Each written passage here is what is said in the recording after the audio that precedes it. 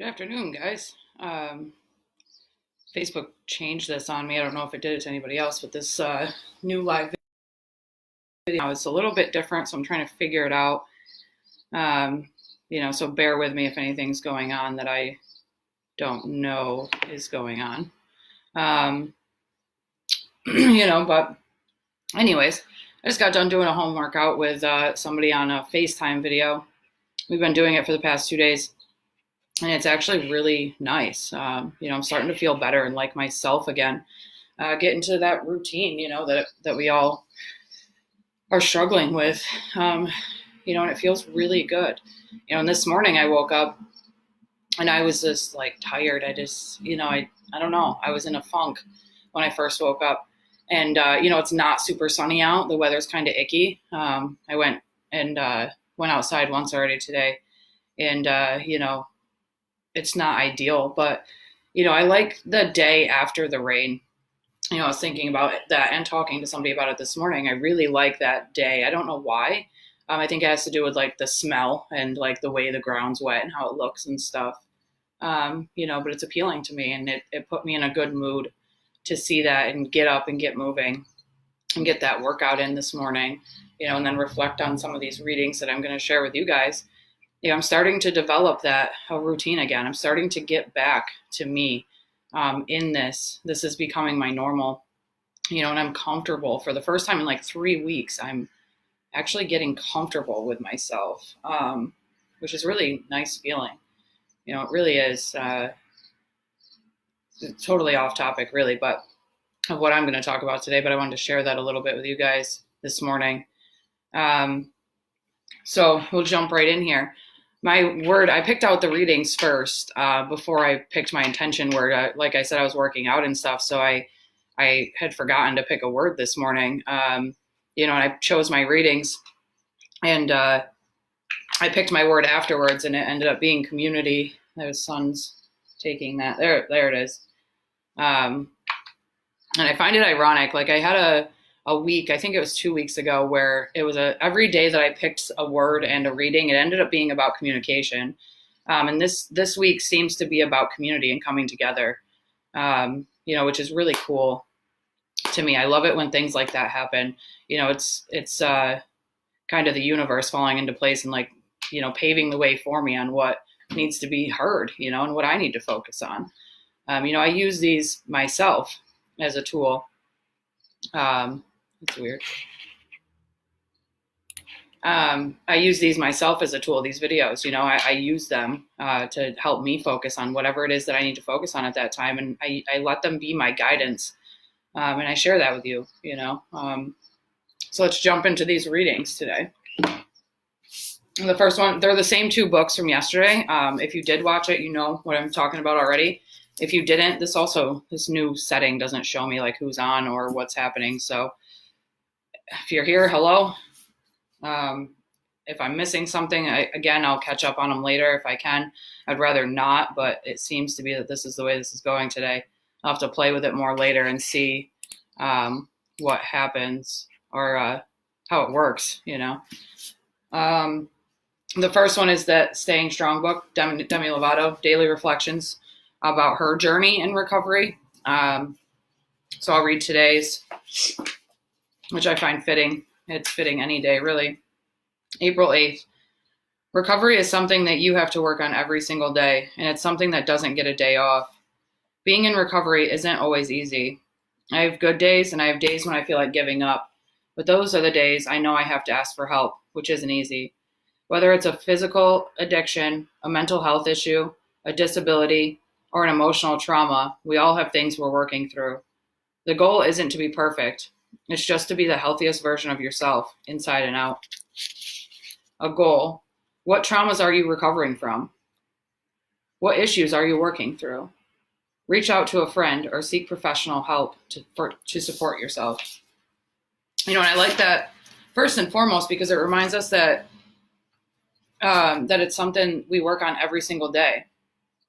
This is an everyday process, no matter what it is. And I like also that it touches on the fact that, whether it's a physical addiction, a mental health issue, a disability, or emotional trauma, we all are struggling with things. And I talk about that all the time, that recovery is, all encompassing. It affects everyone, whether it's substance use, mental health, traumas, food, shopping. I've talked about it to death, I'm sure. But I think people don't realize that sometimes, that we're all recovering from something, no matter what it looks like. And I love that. I love that this reading touched all of those things in one paragraph, one simple paragraph. It's really about being the healthiest version of yourself inside and out. And for me, what that looks like too is setting those intentions and having an intention filled day, so I can be the best version of myself and express that in my actions and in what I do every day. How I reach people, how I deal with my own trauma, my own stuff. For me, like, since I started all of this with these intentions, like, I really am seeing a different version of myself, the way that I react to things, the way that I feel about how I react to things, the way I conduct myself, things that bother my soul, I talk about that a lot too. It's changing over these last few weeks, and it is an everyday process. I do something different every single day. Well, I not necessarily do, but I feel something different every day, and I work on changing something different every single day, and that builds up over time, and it becomes habits, and it becomes the way that I live. It just takes time for all of that. Oh, other way. He's actually calming down, which is cool. He climbed up me during my workout this morning. That was a little awkward. He climbs up me a lot, but in the middle of holding dumbbells and everything else, it scared me for a moment. So I'm glad that he's calming down now. I think this workout routine is working for him too. It's making it so he's calm by the time I get on here.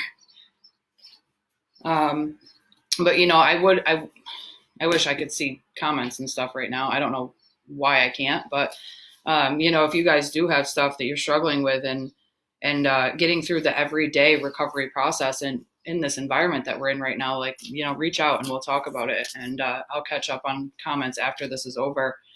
And talk to you guys some more, and hopefully I can figure it out to where it shows me what's happening. All I see is comment as ROCovery. That's all I see. And it's weird, but here we are. We're just going to go with it for now. I came on to do live, and I usually start it up at like 11:55 and then wait to press the button at 12 o'clock. And I did that, but I don't really know where the comment section is here, where it's supposed to be. It switched sides and it looks different. I don't know. But we're going with the flow, because that's what we do in recovery, and that's what we do with the world we live in today. So here we are.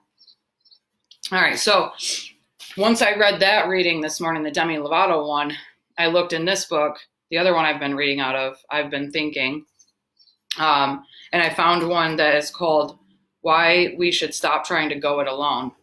And I feel like it's perfect. Like I said, it seems to be a theme this week about reaching out and staying connected and, asking for help, and knowing that that's okay. And I really like this reading. It's a little long. I guess I'm glad it's supposed to be happening like this, because I can't see comments. So it'll take up a little bit more time and give us some more stuff to talk about, so I'll get right into it. Why we should stop trying to go it alone. No one heals himself by wounding another.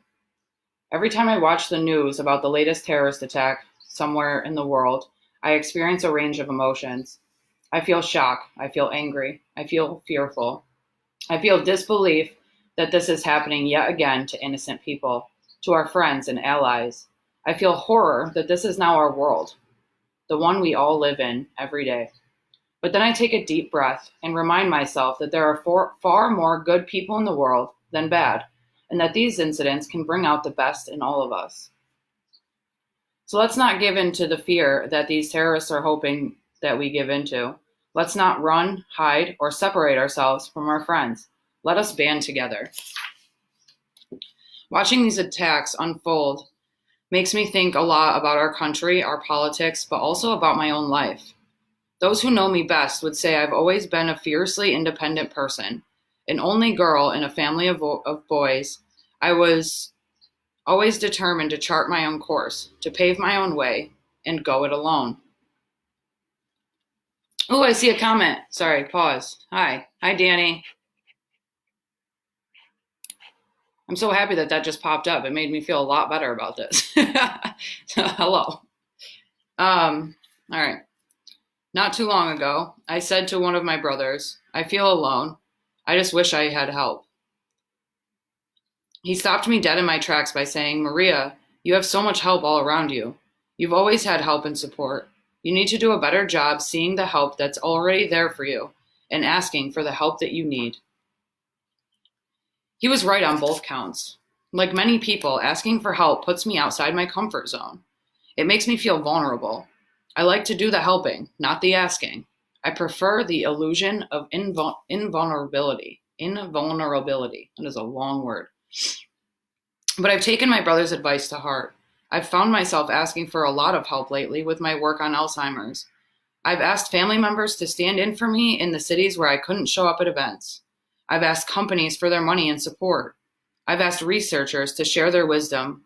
I've asked, and I've asked, and I've asked. It's never easy to ask for help, whether you're asking for a cause like Alzheimer's or for yourself. When you just need someone to listen to you, to be there, and to lend support. If you're like me, asking feels like you're giving up that illusion of invulnerability. But that's what it is, an illusion. The fact is that asking for help requires strength. You have to be strong to step outside your comfort zone. It's humbling. I've learned that not only can I ask for help, I can also receive it. I've got to work on doing the receiving part, but I'm on it. I've also learned that I can ask, be turned down, and survive. I've learned that I can rely on my family. I already knew this deep down, but asking them for help is new for me. I've learned that my friends are the just say the word type of friends. Without them, I'd be alone, and I've discovered that's a tough place to be. I'm learning that there are so many people around me who are more than willing to help me. I just have to communicate what I need and slow down long enough to express my gratitude for their help. Expressing gratitude, my friends, is key. I share my experience because perhaps like me, asking for help and receiving it isn't your forte. If you are one of those go it alone types who's afraid to ask for help, take it from me. Going it alone is isolating, overwhelming, and most of all, it's unsustainable. And very often, it isn't the truth. So often, when I prided myself on thinking I was going it alone, I wasn't. I've learned I've never accomplished anything of value without help. Trying to calm the anxious child in you that's telling you no one is there for you, no one can help you, and that you are all alone. Try to calm the anxious child in you that's telling you that no one is there for you, no one can help you, and that you are all alone. Try to open your heart a bit wider, and you'll feel things you didn't feel before. Yes, some feelings may be painful, but better to know you can feel than to walk through life numb. Which brings me back to our larger U.S. We, the United States of America, with all of our freedom and independence, we have always been stronger and better when we are part of a global community, one where we talk to others, listen to others, include others, and ask others for help. Being part of something larger than ourselves opens up our hearts and our minds. As Pope Francis always reminds us, we all share a common home, our planet. It's up to all of us to care for it. We all share a common longing to belong, to be seen, and to be accepted. We all share a common desire for friendship, for support, and for help.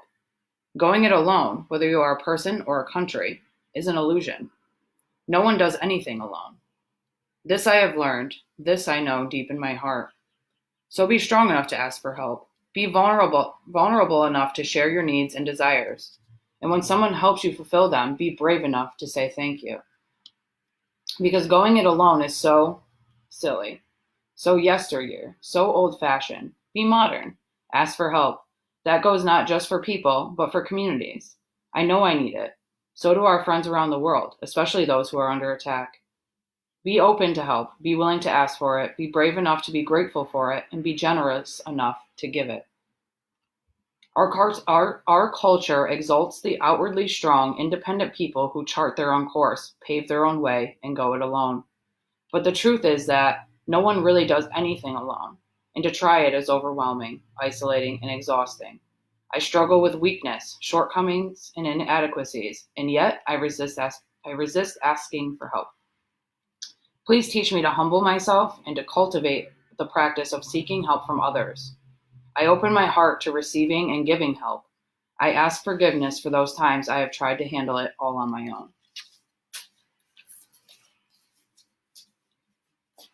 There was a few things in that reading that really stuck out to me. I like it in general. I think she covers every thought that we have when it comes to asking for help. But one of the first things that stuck out to me was I've always been a fiercely independent person. I was always determined to chart my own course, to pave my own way, and to go it alone. She talks about being the only girl in a family of boys, but I was an only child, and my mom worked a lot. God bless her, but she worked a lot. So I was so used to just taking care of me, that it was really hard for me to grasp the concept of, first of all, asking somebody for help, but also being there for other people. It took me a long time to let go of that selfishness, and it's still there sometimes. But I find it, for me, I find it selfish in both aspects, not asking for help and not being there for people. Both are selfish, and it's not a fault that I have. It was something that was ingrained in me as a child, and I've had to work hard to break those habits, and to get through it and come out on the other side of it and feel the feelings that she talks about, where some are painful. Sometimes we do get let down. Sometimes we do get hurt. Sometimes our vulnerabilities are used against us. But the amount of times that happens is very few in comparison to how much I actually do receive help and am able to help people,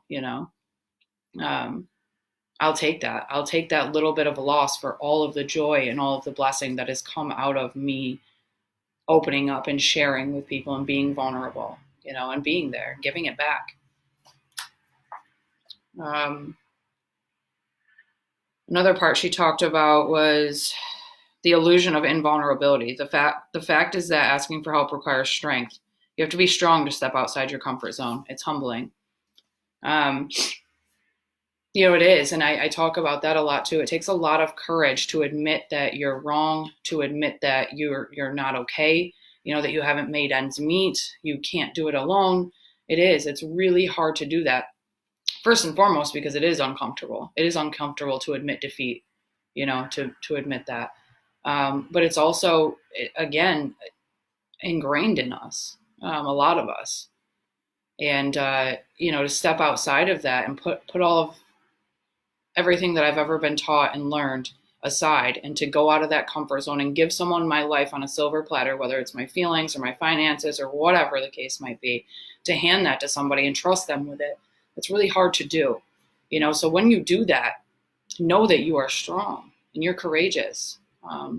It is a lot harder to do that than it is to try to go it alone and to fight for it yourself. That's the easy route. It really is. Yeah. Danny, if someone who offers help and then puts stipulations in it, I reject it. It's a control for the other person, especially when I didn't ask for help. Put stipulations on it. If someone offers help and then, well, yeah, I think that's there are people that will do that, hey, I'll bail you out of this, but you have to do this for me. And that's different than, just asking someone you trust. Obviously, it's not like a thing where we run around and we ask random strangers and give them our life. It's that support network that's there for you. The support network that we build. Your family, your friends. Those are the people that you want to lean on and want to go to. I know for me, I strategically put certain people in my life. Everybody is in my life for a reason, for the most part. Either by my placing or by the universe bringing them into my life. And those are the people that I respect, that I trust, that I love, that I go to. A lot of mine are at ROCovery. That's where I built my community when I moved to Rochester a year and a half ago. That is my foundation. And I trust them. I trust them, and I know that they want the best for me, and they would never, hold strings over my head. It's happened, sure, not in this community, but in my past, absolutely. But my motives also weren't right. I had to check where my intentions are. Where are my motives? Why am I doing what I'm doing? You know, and I've also gotten into the habit, you said when you didn't ask for help, I've gotten into the habit, to the best of my ability, emotions aside, to ask people, like, do you want my help in this? Do you want my advice? Or do you just need me to listen to you? And I think that's important because a lot of us are fixers. Um, a lot of us are fixers. We want to fix everyone. And sometimes they don't want advice. Sometimes they don't want it. And that's okay too. At that point, our way of being there for them is just love and support. I love you. I'm here for you. And I support you through whatever you're going through, whatever that looks like, whether we agree with it or not. That's irrelevant. It comes down to love, understanding, compassion, the community, the things that we keep talking about this week. And that's the beautiful part of it, is that's all you have to do. That's it. Just love and support and be there. And if somebody does ask for help, then you help when you can. If you can't, you can't. And that's okay too.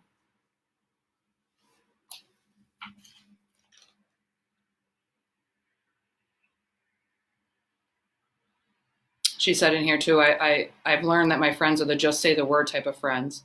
Without them, I'd be alone. And I've discovered that it's a tough place to be.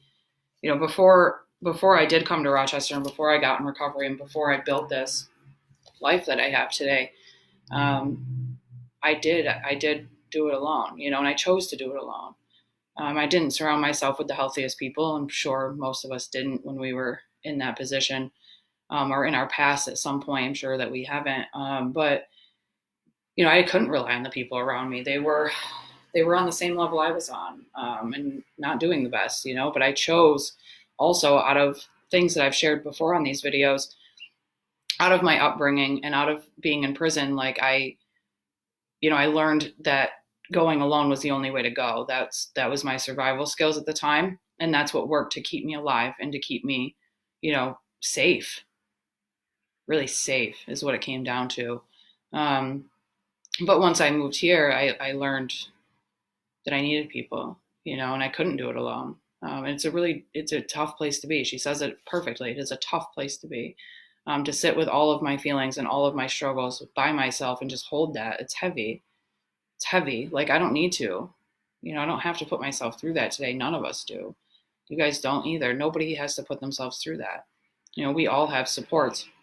If you have access to any of this, you have supports right here with people that are willing to be there and help you and support you and will love you through it all. That's the key, is like, we will love you through it all. It doesn't matter what it looks like. I'm